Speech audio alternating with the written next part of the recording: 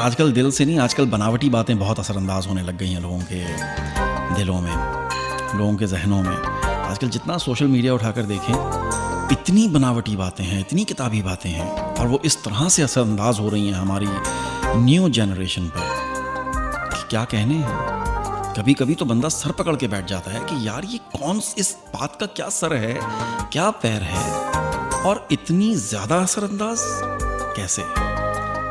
بس اس میں مرچ مسالے لگائیں، تھوڑا سا ذرا ششکے ڈالیں، اچھی سی ویڈیو بنائیں، اچھی ساؤنڈ کوالٹی ہو، بات آپ بھلے کچھ بھی کر رہے ہوں، وہ کہیں نہ کہیں ضرور اثر کر رہی ہوتی ہے. بات کو آج کل ہمارے یہاں نا بات کو پرکھنے کا رواج ختم ہو چکا ہے.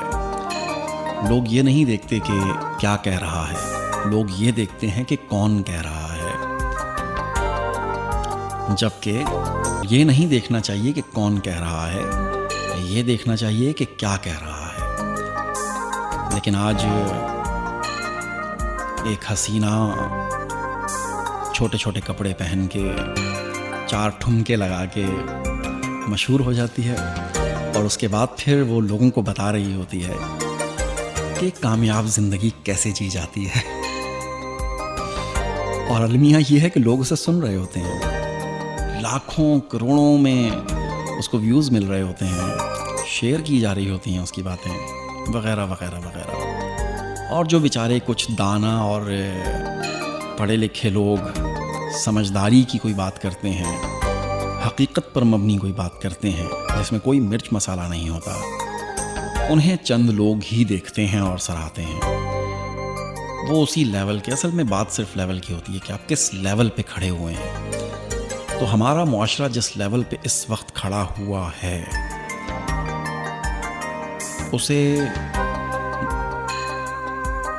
کے لیے ہمارے پاس، خاص طور میں میرے پاس تو کوئی الفاظ نہیں ہے، اور نہ ہی میں کچھ کہنا چاہتا ہوں، کیونکہ کیا کہتے ہیں کہ جیڑا بولے وہی کنڈی کھولے. اور اس معاشرے پر، اس معاشرے کے اس حال پر ایک بڑے کمال کے شاعر ہیں جی آر بسمل، ان کی ایک غزل کا ایک شعر مجھے بہت پسند آیا. اس جگہ سے فرار واجب ہے جس جگہ آدمی بے وقت ہو، خود کو رکھنا سنبھال کر بسمل، تم میرے آنسوؤں کی اجرت ہو.